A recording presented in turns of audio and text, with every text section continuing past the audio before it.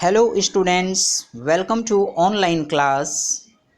Students, my name is Sanjum Srivastav. As you know that your FA examination is going to be held on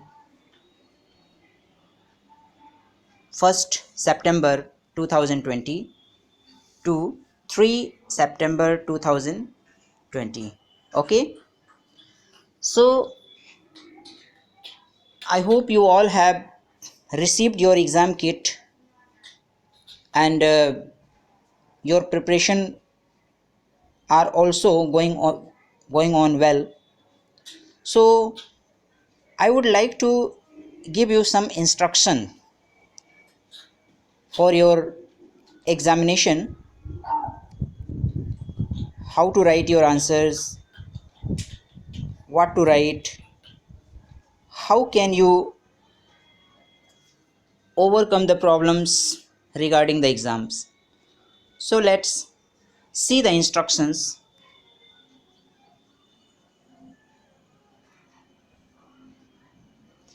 Handwriting and diagram should be very neat and clean.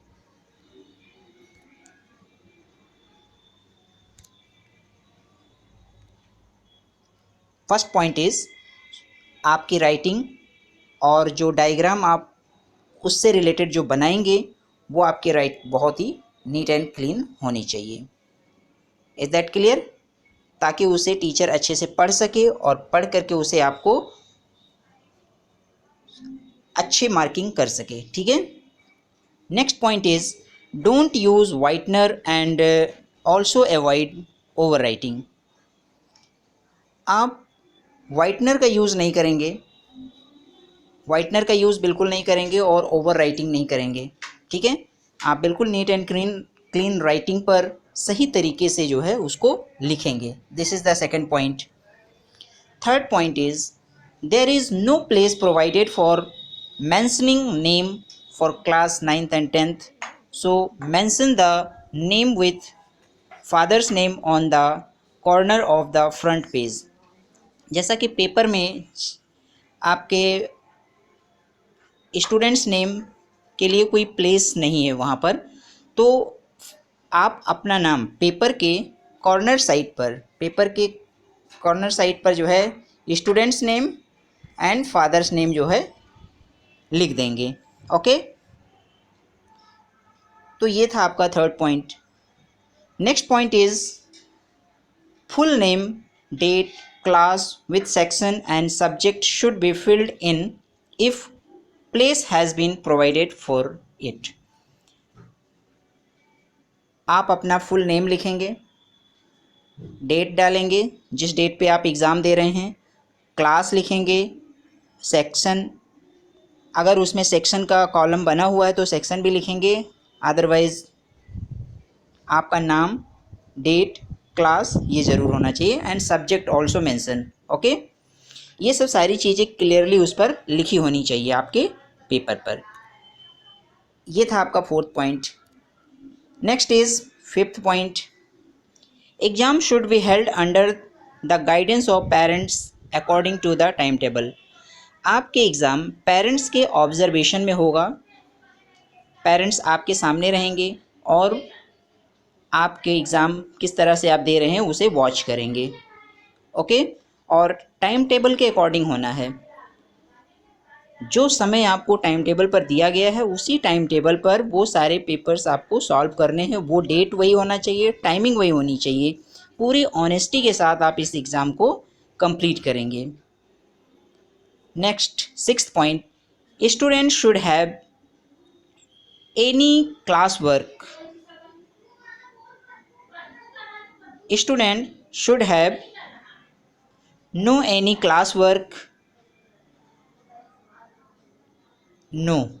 Should have no any classwork, notebook और textbook during exam period. Exam के time पर जो है आपके table पर कोई भी class work की कॉपी नहीं होनी चाहिए, टेक्स्ट बुक नहीं होनी चाहिए जब तक आप उस पर एग्ज़ाम दे रहे हैं जिस टाइमिंग पर. ओके. बिल्कुल नीट एंड क्लीन तरीके से आप एग्ज़ाम देंगे ऑनेस्टी के साथ. Next is 7th point.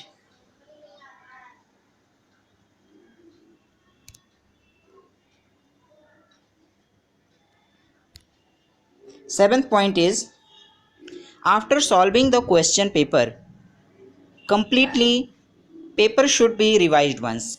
Paper को आप अपना कंप्लीट करने के बाद, लिखने के बाद आप उसे अच्छी तरह से रिवाइज कर लेंगे। एक एक क्वेश्चंस को देख लीजिएगा, कहीं पर कोई चीज़ छूटा तो नहीं है, कहीं पर कोई चीज़ हमारा कुछ मिस तो नहीं हो गया है, और उस पॉइंट्स को बहुत अच्छी तरह से उसको कंप्लीट करेंगे।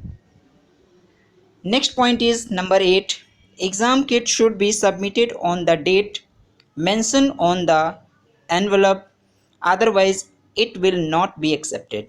आपके एग्ज़ाम कंप्लीट होने के बाद एग्ज़ाम किट को जो डेट और टाइम मेंशन किया गया है, उस date and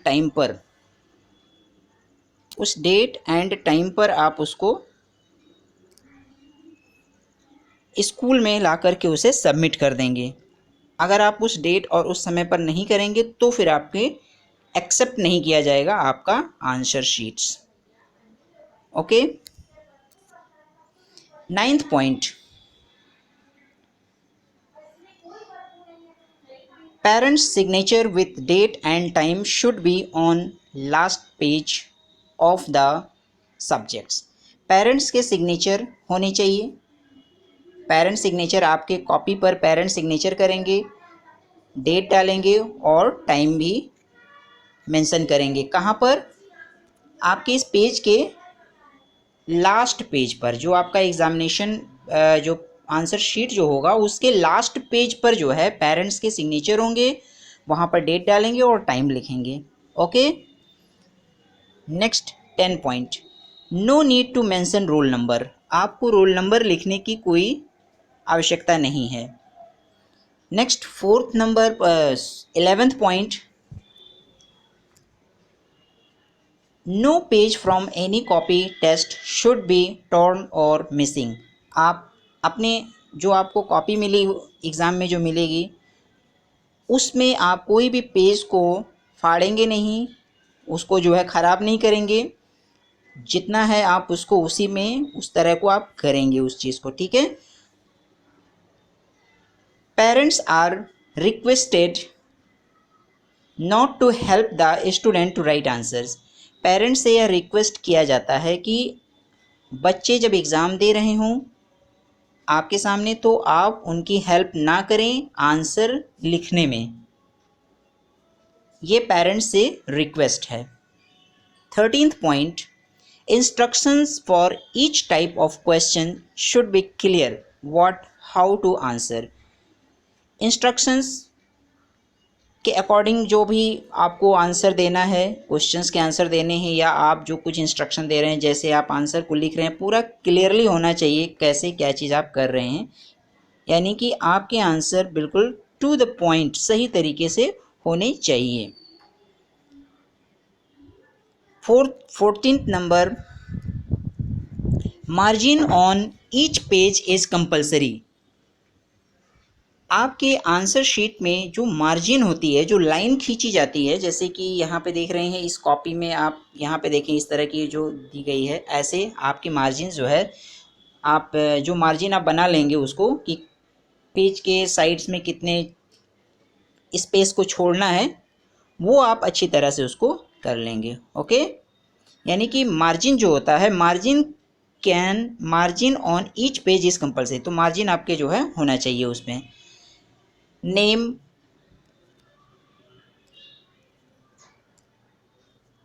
class with section and subject should be on B और C test of copies on map, graph, paper.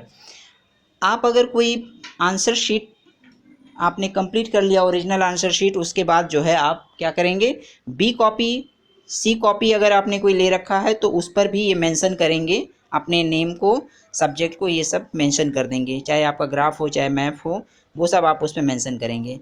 Next is extra copy should be tied properly. Extra copy जो है extra copy should be tied properly with thread provided in the envelope. आप extra copy अगर लिए हैं तो उसको अच्छी तरह से उसको बांध देंगे थ्रेड से लेकर के। ओके, तो ये सारे पॉइंट्स थे यहाँ पर 16 पॉइंट्स जो इंस्ट्रक्शंस हैं। इन इंस्ट्रक्शंस को आप फॉलो करके आप एक अच्छे आंसर्स को आप लिख सकते हैं, और आपके जो आंसर्स होंगे वो आप अपने वर्ड्स में लिखेंगे तो ज़्यादा बेटर होगा, because I have told you many times to write your answers in your own words. So these are the instruction regarding your FA1. So I hope you all have understood this. So my best wishes is always with you. Best of luck. Thank you very much.